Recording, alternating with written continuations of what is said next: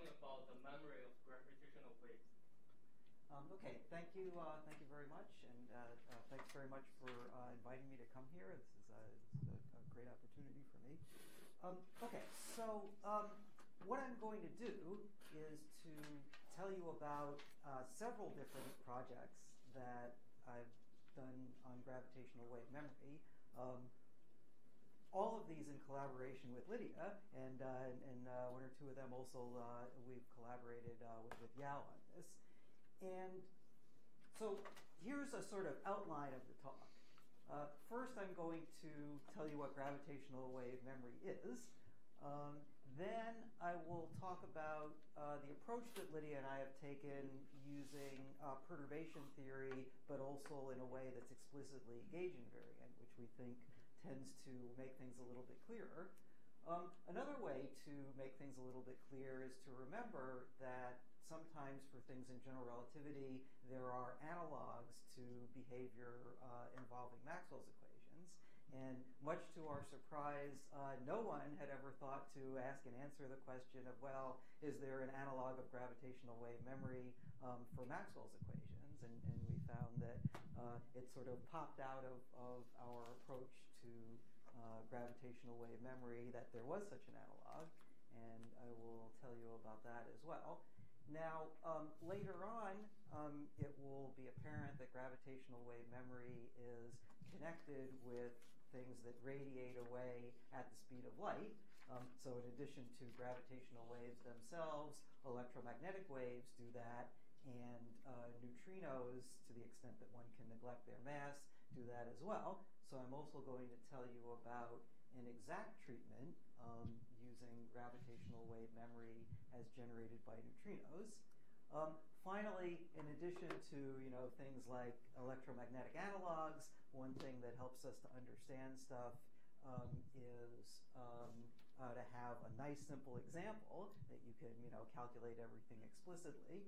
And luckily for us, Bob Wald and his student Alex Talish came up with just exactly such an example. And Bob and Alex collaborated with Lydia and me to figure out exactly what that example meant. So I'll tell you about that as well. Finally, in most of these calculations involving gravitational wave memory, just assume that things are asymptotically flat. But we don't live in flat space-time. We live in an expanding universe. And so the question is, well, what difference does that make? How does that affect gravitational wave memory? So I'll tell you about two projects involving that, one completed and one in progress. Then this thing in parentheses, I'm actually not going to talk about at all. This is dualities between gravitational wave memory and various effects in quantum field theory. But I wanted to mention it because the sort of world experts on that subject are Andy Strominger and his collaborators, and they're here. So if you are curious about this, you should ask Andy and his students who are right here and who can explain it to you. Finally, because this is the time when gravitational waves have just been directly detected, that makes all of this somewhat more topical than it used to be. And in particular, one of the questions is, well, now that gravitational waves have been detected, can one detect gravitational wave memory? And so I'll say a few words about that as well, and then I'll talk about what things could be done next and what one can conclude from all this.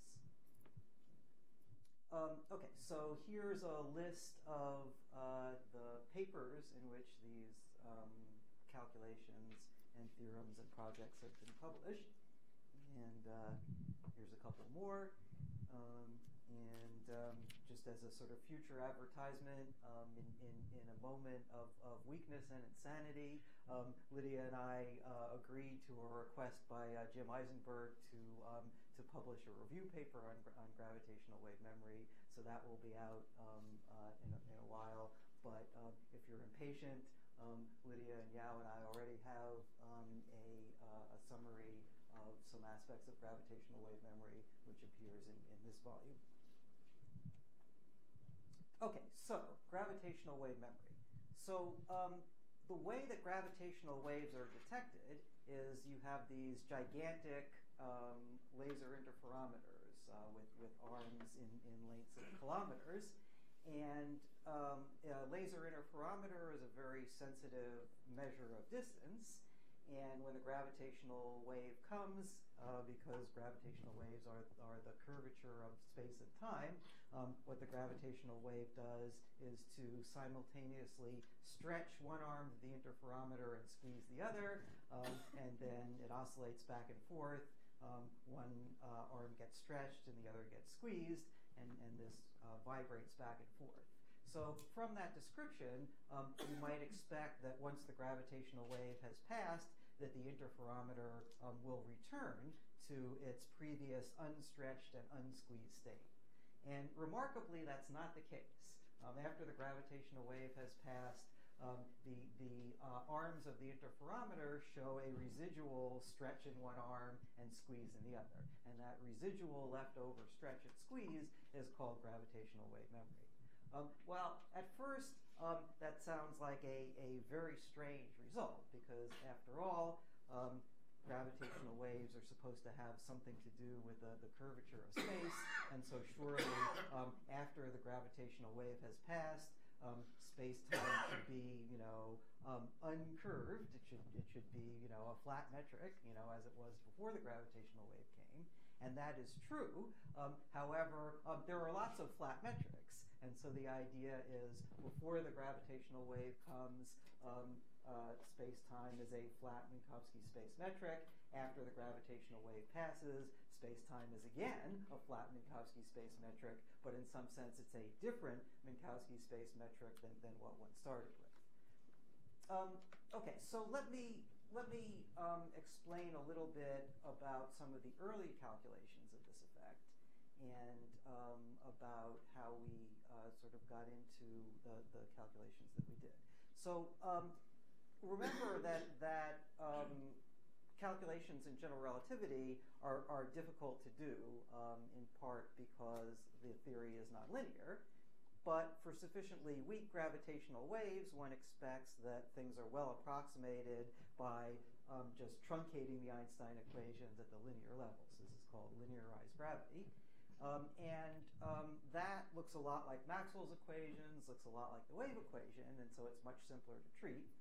Furthermore, for things like Maxwell's equations, if the sources are moving slowly compared to the speed of light, there's a well-known expansion that one can do in the sort of basically in powers of v over c, where v is sort of a typical velocity of the sources. And when one does that sort of expansion, one finds that far away from the source, you can write the field as something that involves various time derivatives of various multipole moments. So the easiest way to think about gravitational wave memory in any of these cases is to not even worry about metric perturbations, but just to go back to the geodesic deviation equation. So the idea is that if you have a bunch of different objects in free fall, say the mirror and the mirrors of the interferometer arms, then they will have a relative acceleration that's basically just given by the Riemann tensor.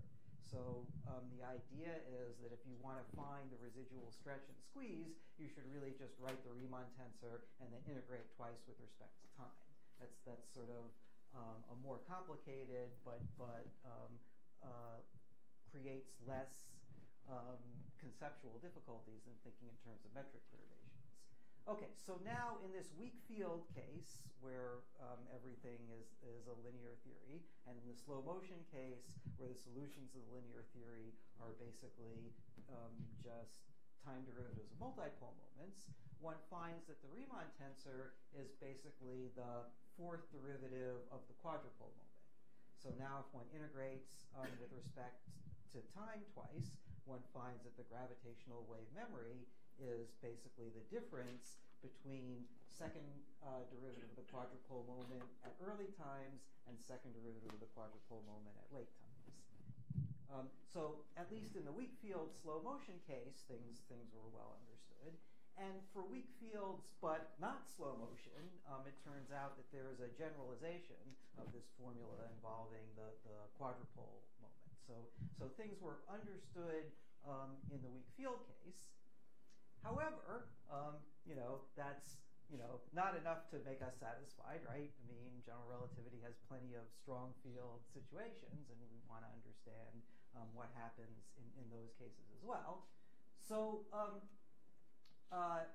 several years ago, many years ago, Christodoulou and Klainerman came up with their monumental proof of the stability of Minkowski spacetime. And so this is a global existence proof, and as you know, one of the nice byproducts of global existence proofs is that you get lots and lots of details about how all the fields behave.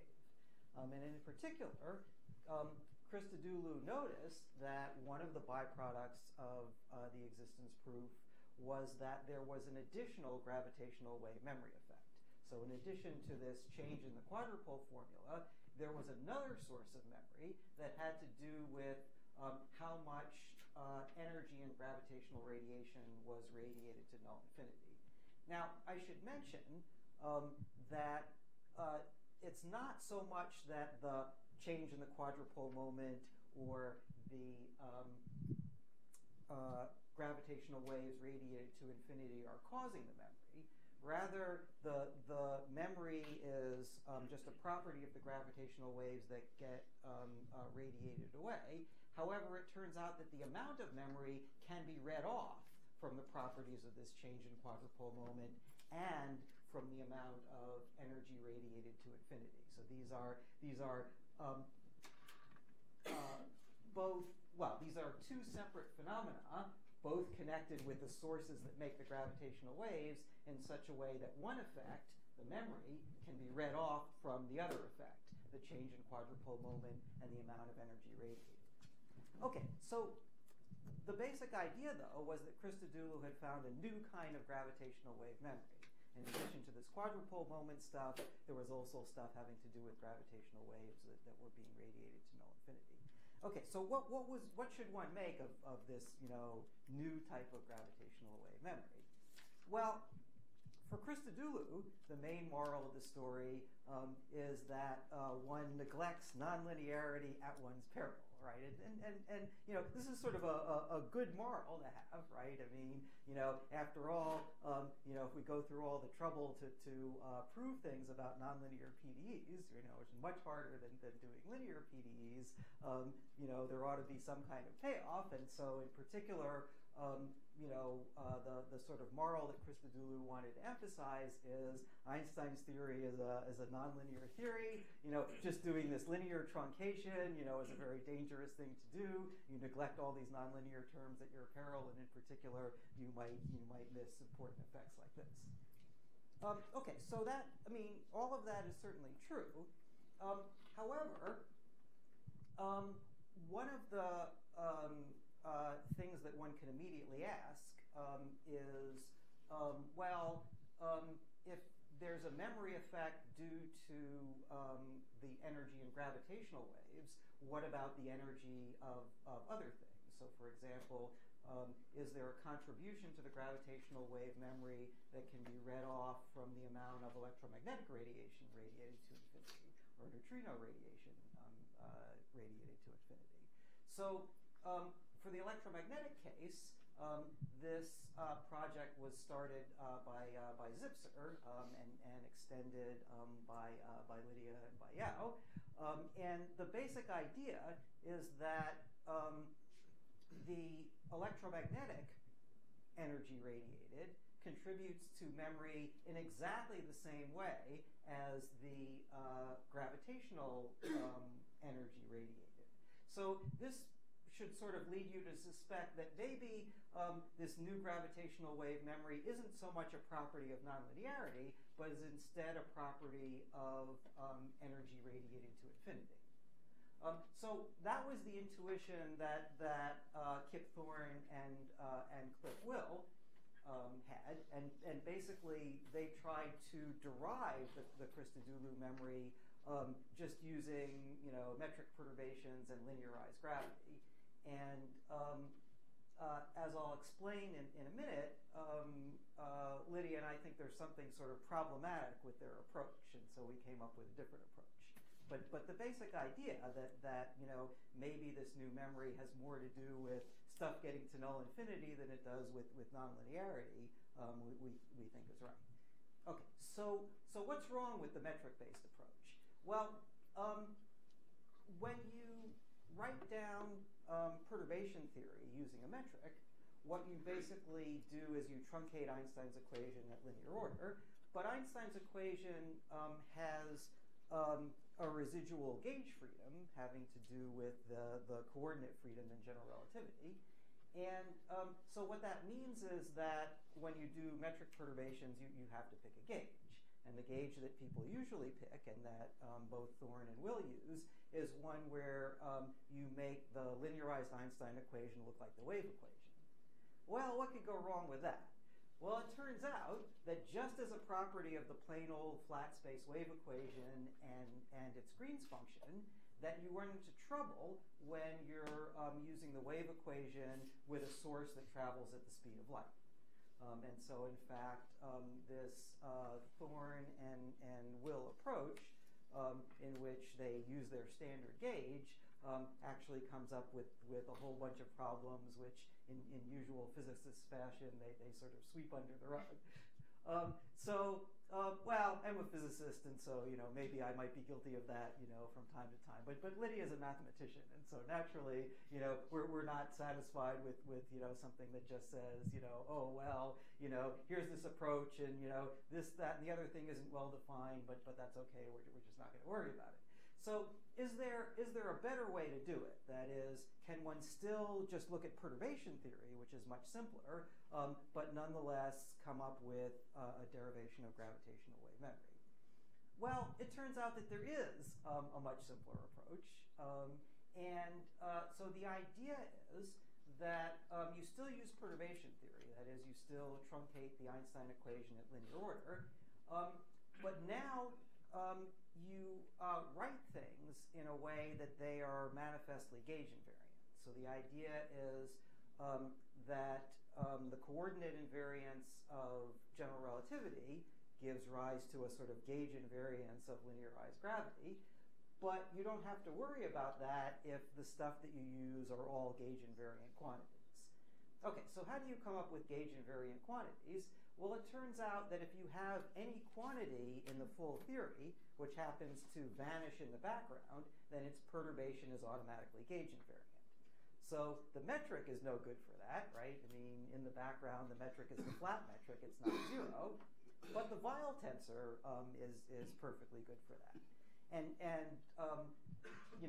just to sort of set the stage for the next project, it's helpful to bear in mind the analogy of this sort of property in Maxwell's equations. So remember, Maxwell's equations can be written in terms of the field strength tensor F mu nu, or in terms of the vector potential A mu. And when they're written in terms of field strength, they are gauge invariant. But when they're written in terms of vector potential, they're not gauge invariant. So you can think of this approach to gravitational wave memory as just saying, let's not use any vector potentials. Let's just look at the fields themselves. And in fact, just as there's the usual decomposition of the Maxwell tensor in terms of the electric field and the magnetic field, so there's also a decomposition of the Weyl tensor in terms of the electric part of the Weyl tensor and the magnetic part of the Weyl tensor. And so our approach is to use as our basic variables the Weyl tensor, write in terms of equations for the electric and magnetic parts, expand those equations as powers of 1 over r near null infinity, and then the memory is basically just the second integral of the 1 over r piece of the electric part of the Weyl tensor. Okay, so what follows from all this? Well, it turns out that we get, in a nice simple fashion, exactly the sort of separation into two types of memory that Christodoulou got. So there is the ordinary memory, the stuff involved with this quadrupole formula, which was known since early work of Zeldovich and Polnareff. And in our language, this is just a change due to the component, the sort of radial component of the electric part of the Weyl tensor. But then there is an additional memory, which has to do only with the amount of energy that gets radiated to null infinity. So two kinds of memory, but we're doing linearized gravity. So the second kind of memory is not a nonlinear memory. It's just a null memory that has to do with the amount of energy that gets radiated to null infinity. Furthermore, we could expand everything in spherical harmonics, and we found that the dominant piece is basically just the L equals 2 piece of the energy radiated to infinity.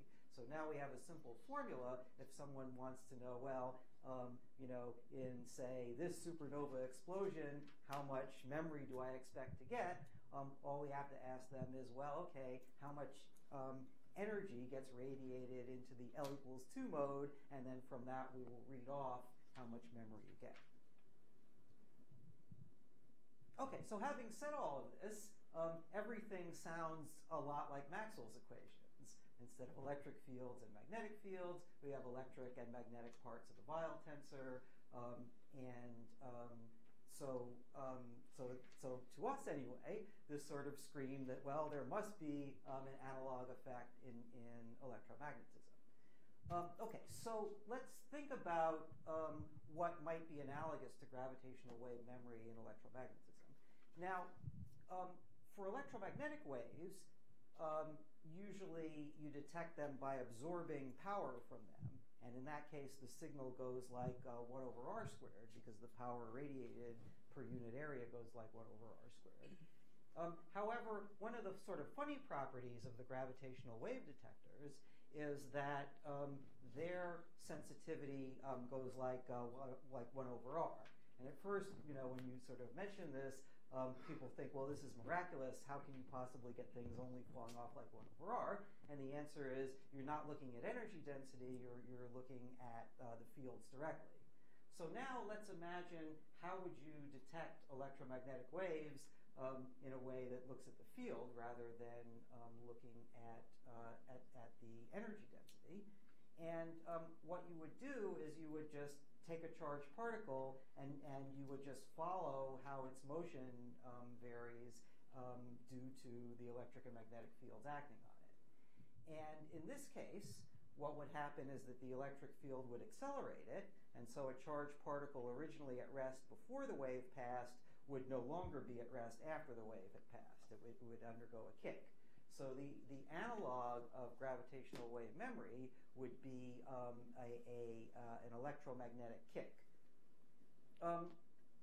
So what we did is to simply slavishly imitate all the stuff we were doing for the Weyl tensor, but now for electromagnetic waves. So the idea is we needed to consider the case where we had something that could actually radiate charge to infinity, just as, say, gravitational waves and electromagnetic waves radiate energy to infinity.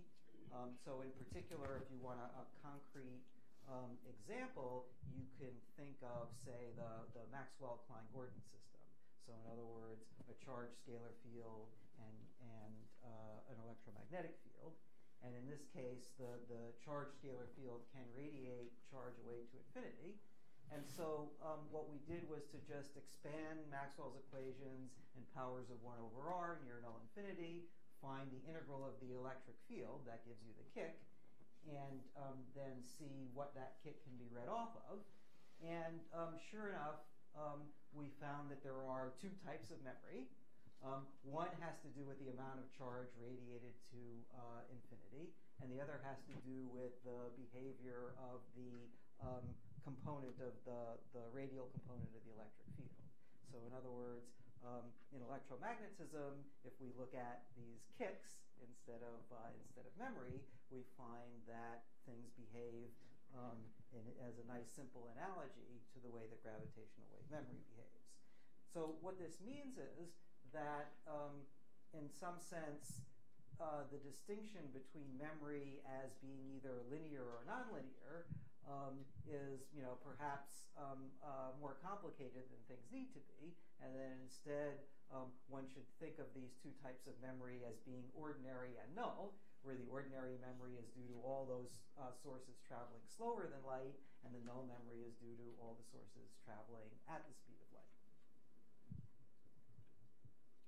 Okay, so now that I've convinced you that, well, lots of things can be done in this simple, linearized treatment, let's now return to the full nonlinear general relativity theory. So if the idea is that you get gravitational wave memory from anything that can be radiated to null infinity, well, so what can do this? Gravitational waves can do that, and that was treated by Christodoulou.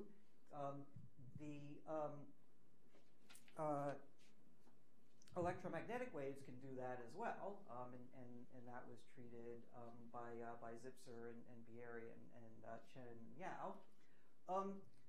But in addition, at least to the extent that we can neglect the mass of the neutrino, neutrinos should also give rise to gravitational wave memory. So one other bit of this business is to go ahead and calculate the gravitational wave memory due to neutrinos and see whether the energy radiated in neutrinos contributes to gravitational wave memory in the same way that these other energies do.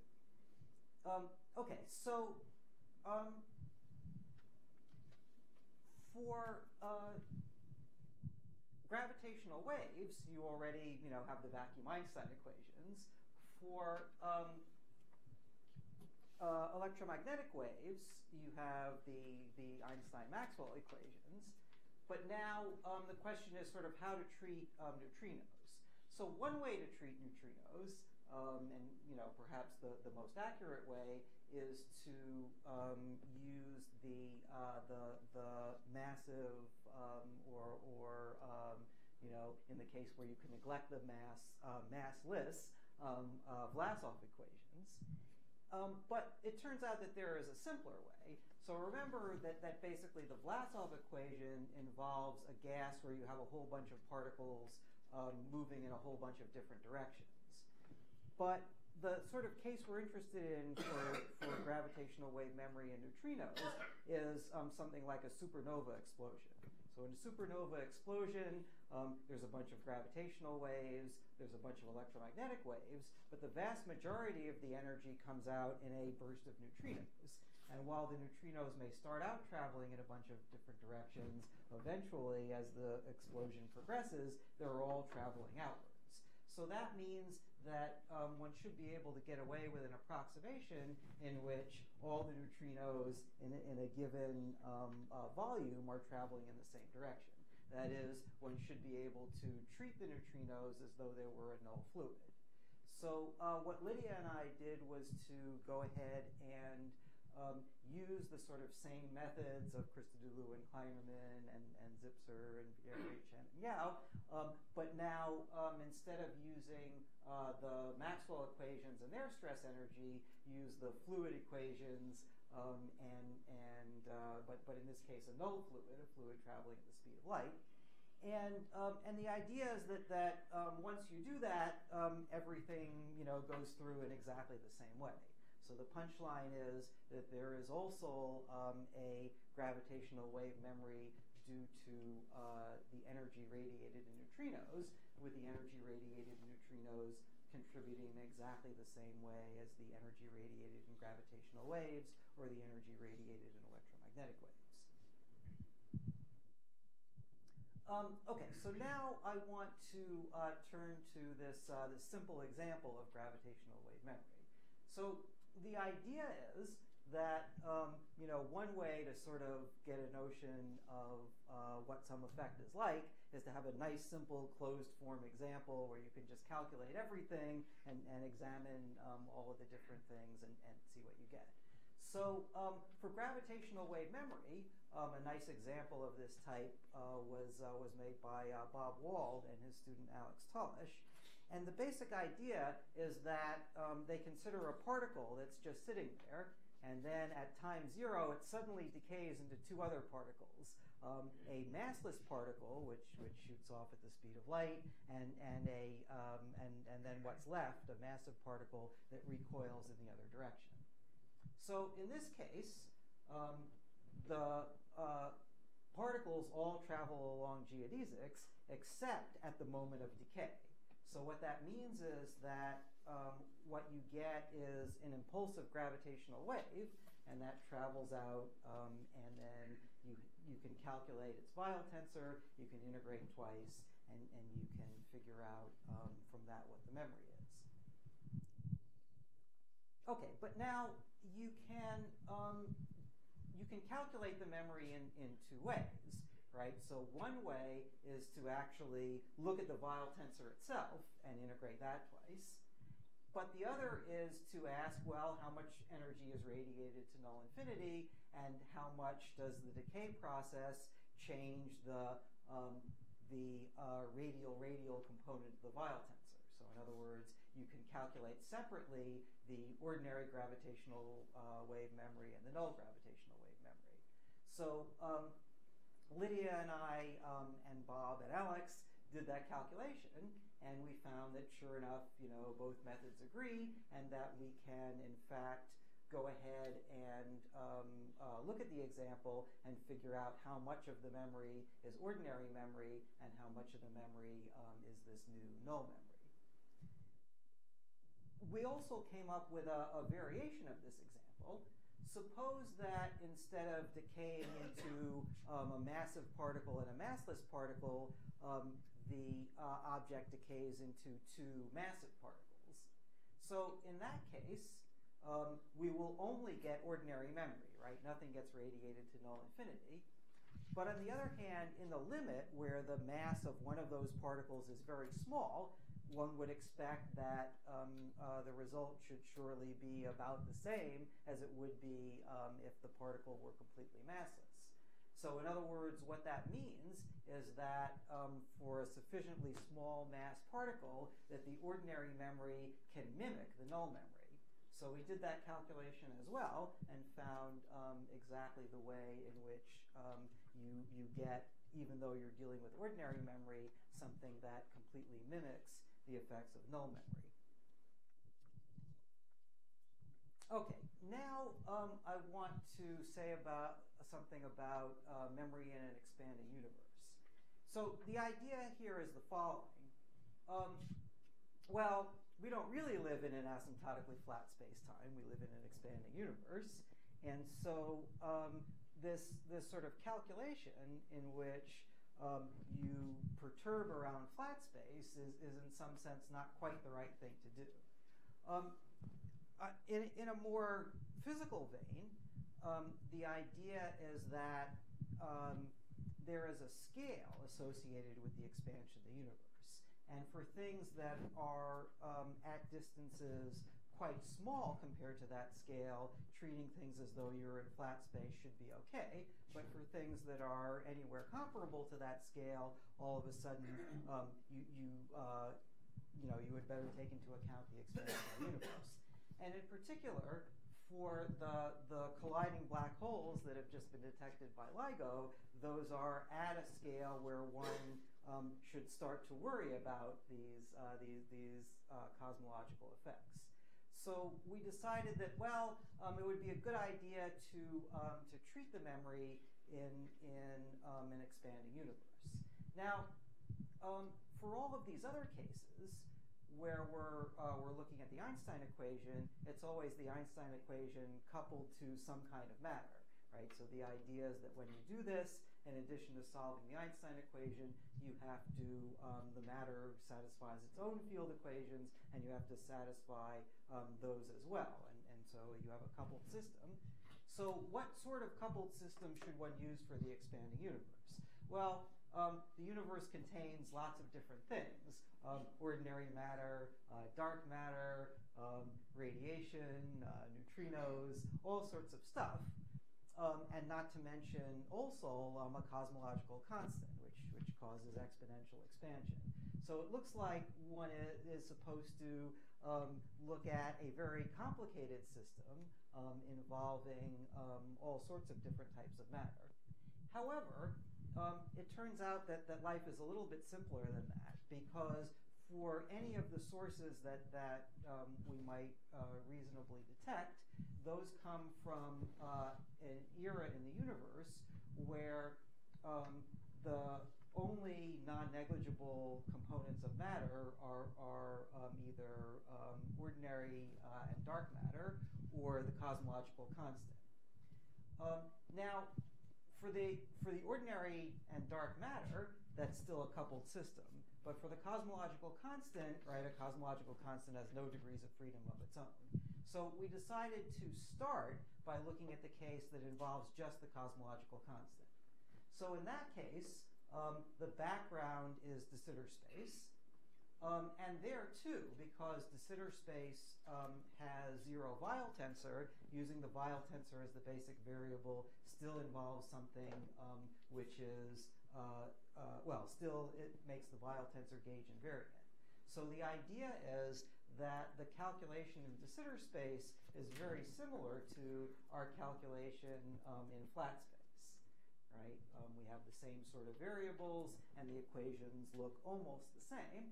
And the basic result is that the memory comes out in about the same way as it does in flat space-time, except that there is an extra factor having to do with the redshift effect, namely the difference in frequency between, basically the difference in size of the universe between when the source emitted its waves and when we received them. Okay, so other than that one redshift effect, the memory comes out the same way. Okay, but now suppose that one puts in dust as well. Suppose one puts in the usual matter. So now there are two difficulties.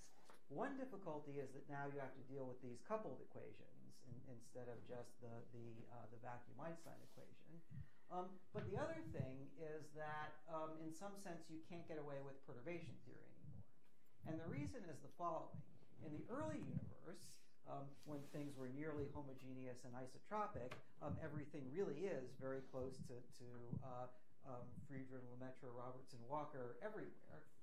But as things evolve, there is an instability. Things that have slightly higher density than average become more and more dense and eventually grow into galaxies and clusters of galaxies. And things that are slightly less dense than the average get less and less dense and grow into voids. So what that means is that if one is going to take into account the fluid and evolve up to the present day, then not only does one have coupled equations, but it turns out that one can't even use perturbation theory anymore because things are not nearly Robertson-Walker. Okay, so what is one supposed to do? Well, it turns out that there's another approximation that can be used in this case. And the idea is that even though things are not, nearly Robertson-Walker anymore, nonetheless, the gravitational waves that one is interested in are much shorter wavelength than any of the inhomogeneities in the universe. So there is another approximation, the sort of short wavelength approximation that one can use in this case. And in the short wavelength approximation, one finds that first of all, things decouple. So the fluid perturbations and the gravitational wave perturbations decouple from each other in this approximation. And furthermore, the usual derivation that says that light moves along null geodesics in the geometric approximation can be used as well. And then it says that the gravitational waves move along null geodesics and that their amplitude is changed by these redshift factors and also by any gravitational lensing that may be due to the inhomogeneities. So this work is still in progress, but we seem to be at least converging toward a result that says that gravitational wave memory in the expanding universe is still a simple effect. It behaves almost the way it does in flat space-time, except for an effect due to redshift and effects due to gravitational lensing. Sorry. Yeah. Lensing effects you would also expect in flat space, no? I mean, if you have matter sitting in sure. Not flat space, obviously, asymptotically flat space. Right. Yeah. Right. But I'm talking about actual flat space. So the flat space calculations basically assume that the only type of matter that you're dealing with is whatever made the gravitational waves and nothing else. So whereas here the idea is you have these gravitational waves and then you have this other stuff. Yeah. Okay, but yeah, that's an important distinction. So thanks for bringing that up. Okay, so now since gravitational waves have actually been directly detected, one of the things that we might want to know is, well, how long are we going to have to wait before they can detect gravitational wave memory as well? So you might think, well, why can't they just take that gravitational wave signal that they detected and just read off what the memory is from it? So the idea is that for any gravitational wave signal that they detect, it's helpful to sort of Fourier transform it and ask, how much power you have at each frequency, and in particular to also ask what is the sensitivity of the detector for each of these frequencies. The reason why this is important for memory is that memory is in some sense a low frequency signal because it has to do with a change between the state just before the wave passed and the state after the wave passed. And so its frequency is essentially 1 over the amount of time that the wave train takes. And so it's inherently a low frequency signal. Now, it's still a strong signal, so there's still no problem in principle with detecting it. However, the thing to remember is that these detectors also have sources of noise. And in particular, at low frequency, they have seismic noise having to do with just sort of ordinary tremors in the ground. And this seismic noise becomes worse at lower and lower frequencies. So what that means is that because of noise, not because of signal, that with detectors like LIGO, gravitational wave memory is harder to detect than the gravitational waves themselves. So in order to detect it, they'll have to either sort of beat down the noise or use some other detection type method. Well, in particular, there are 2 other type detection methods available. Eventually, they will fly satellites with laser interferometers on them, and those, since they're not on the ground, won't be susceptible to seismic noise. But one will have to wait a while for those satellites to fly. In the meantime, however, there is another detection method which basically uses pulsar timing. So the idea is that spinning neutron stars send out regular pulses, one for each rotation time. And these pulses from the spinning neutron stars are exquisitely accurate clocks. So now imagine that a gravitational wave passes between the Earth and the pulsar. Well, this gravitational wave will distort space and time, and that distortion can be read off by the distortion in the pulse arrival times. So pulsar timing as a way of detecting gravitational waves is much more sensitive at low frequencies than LIGO is, so that might also be a way of eventually detecting gravitational wave memory. So the idea is, we expect gravitational wave memory to be detected by these detectors eventually, but maybe not quite as soon as these other things. Okay, finally, let me mention a couple of future projects. So one is going back to these neutrinos, right? I mean, so we have a treatment of neutrinos where we approximate them by treating them as a null fluid, but a more accurate way is using the Einstein-Vlasov equation. And so one project is to just go ahead and do that. And then finally, I want to mention something that goes back to the original Christodoulou and Klainerman stuff. So we found that it's possible to learn a lot about gravitational wave memory just using perturbation theory, not using the full nonlinear Einstein equations. But in first-order perturbation theory, you don't find out anything about energy in gravitational waves. That only shows up at second-order in perturbation theory. Nonetheless, it might be possible to go ahead and learn, whatever one needs to know about the Christodoulou memory, the one due to gravitational wave energy, just by going to second-order in perturbation theory. Now, that's a little bit trickier than first-order perturbation theory, not because the equations are so much more complicated, but rather because one of the things that gave us clarity in our approach was the fact that at first order in perturbation theory, the Weyl tensor is gauge invariant. That's no longer true at second order in perturbation theory. So it's a little bit trickier to figure out exactly what to calculate and exactly how to make sense of it. But this is also sort of work in progress. Okay, so I'm just going to conclude by sort of reminding you of the punchlines of each of these projects. So there's a simple way of treating gravitational wave memory that is both perturbative, that is, you only use the linear Einstein equations, but is also gauge invariant, so you don't have to worry about any of these coordinate issues that arise with metric perturbations. And the result there is that there really are two types of memory, but one shouldn't think of them as linear and nonlinear. One should think of them as ordinary and null.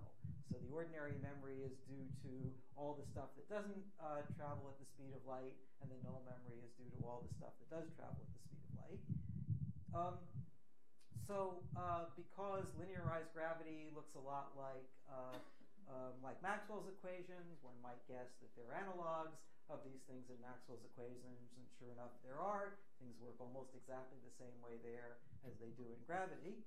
And if you want something even simpler, there's this nice simple Talish and Wald example that illustrates all of these properties of gravitational wave memory. And then getting back to the sort of full nonlinear Einstein equations, neutrinos seem to work exactly the same way as gravitational waves and electromagnetic waves, in the sense that all that matters for gravitational wave memory is how much energy gets radiated to null infinity, and the equations don't seem to care whether that energy comes in the form of gravitational waves or electromagnetic waves or neutrinos. And then, since we live in an expanding universe and some of the sources of gravitational waves are far away, one should take that into account. But when you do that, things appear to be not that different. There's just a couple of added factors having to do with redshift and lensing. So when are we going to detect memory? Hopefully not too long, but it's a little bit harder because it's low frequency, and then there are more things to be done. Okay, so that's it for the conclusion or for the talk. So thank you very much for your attention.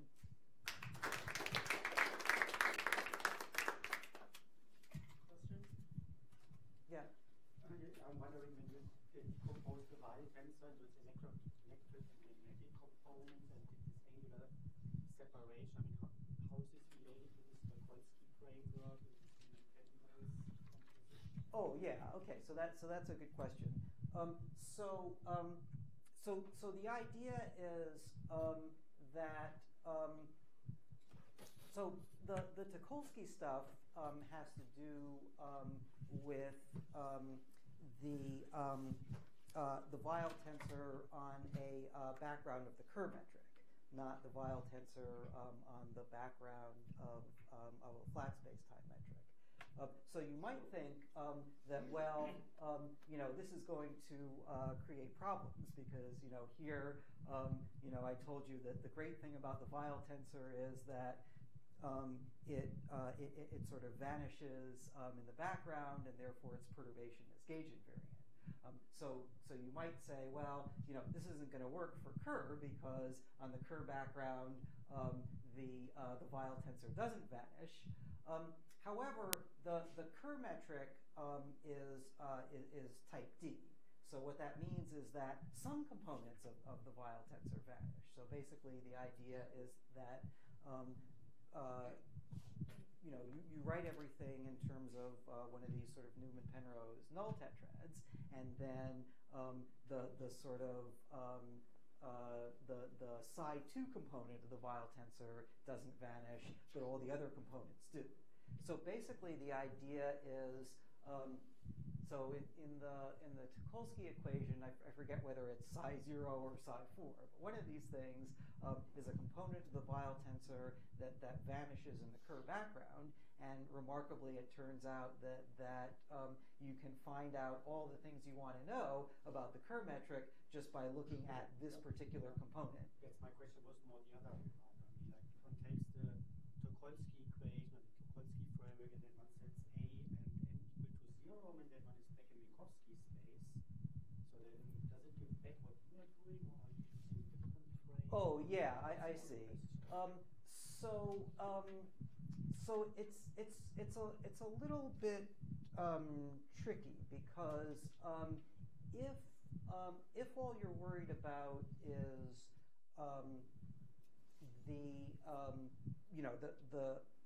so basically the idea is that there's this sort of peeling theorem, right? I mean, one of the reasons why Tucholsky and company can get away with looking at a particular component of the Weyl tensor is that the one they're interested in is the one that falls off like 1 over r, the sort of one that falls off most slowly and is therefore going to be the only one that you'll detect.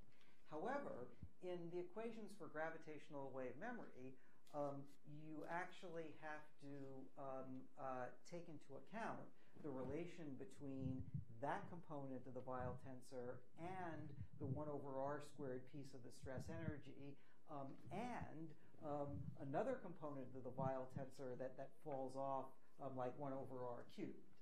So there's sort of other components of the Weyl tensor that come into memory that are not part of the stuff in the Tucholsky equation. So I don't think that one can quite get away with just saying, well, why don't we just use the Tucholsky equation and set A and M to 0? Because it turns out that you need this other component of the Weyl tensor as well. Yeah. So that, I mean, it would be nice if things were sort of simple enough you could just read it off from the Tucholsky equation. But because this other component of the Weyl tensor comes into the problem, I don't think you can. Well, in principle, you could using this Tucholsky-Starobinsky relations. And once you have one component, you get the others as well. That was a good point of this case. Ah, I see. Okay, that's interesting. Right. So these are these Tucholsky-Starobinsky identities that one can find. Out for it. So once you have psi0, say, Uh-huh. whatever psi0 to psi4 are the components that you start from psi0, you get psi1, psi2, and so on by this ladder operation. Yeah. But of course, this gets more and more complicated. So. Well, yeah. Okay. So actually, right. Okay. So that might work for the vacuum case, but the other thing is that so the idea is that there's supposed to be matter in this problem, and in addition, so somehow one has to sort of put that in as well. So, but that's an interesting idea.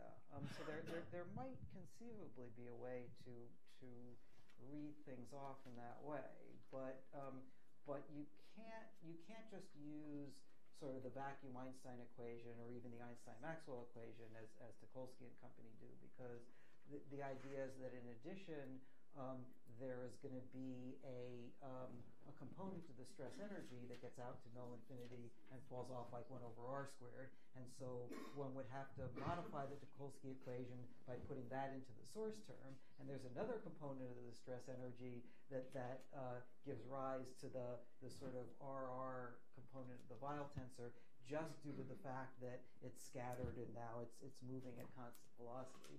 So one would have to sort of cleverly put in matter in the appropriate way to the Tucholsky equation, and then one would, so in order for that idea to work, it would somehow have to be the case that this matter doesn't affect the Tucholsky-Starobinsky identities. So it's an interesting idea, but it would require extra work, and once that extra work is done, I'm not convinced that it would be any simpler than what we do. But it would be nice to find out anyway, because that way it could be related to stuff that other people do. So yeah, okay, that's an interesting suggestion. Thank you. Other questions, comments? Yeah. I'm just curious whether this has any implications for holography. Implications for holography, you Yeah. said? This would be an excellent question to ask Andy Strominger. So let me mention though a couple of things that he's sort of done on this. So basically the idea is that so gravitational wave memory is something that happens at null infinity, and the imprint of it can be sort of read off by the amount of stuff that's radiated away to null infinity. Now, a black hole event horizon is also a null surface, and so you might think that some analog of these effects would say something like, well, there's some imprint on the horizon of stuff that falls through the horizon. And so Andy Strominger and Stephen Hawking and Malcolm Perry have been doing calculations along those lines. And they have these sort of vague ideas that somehow an analog of gravitational wave memory could be used to figure out how information on stuff that falls through the horizon is encoded in the horizon. And they have hopes that maybe somehow that could be used to solve the black hole information problem. I and probably Lydia also are more than a little skeptical of this approach, but it's an interesting idea. But if you want to know the details, you should really ask Andy. And even though Andy's I guess in the hospital right now recovering from an illness, he will be around, and you should totally ask him exactly that question. And if you find a coherent answer, let me know what it is. More questions? Other questions? If not, let's send the speaker again. Okay. They're talking about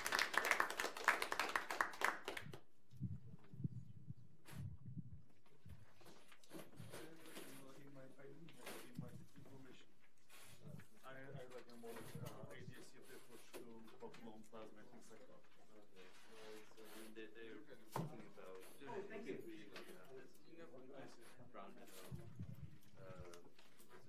rounded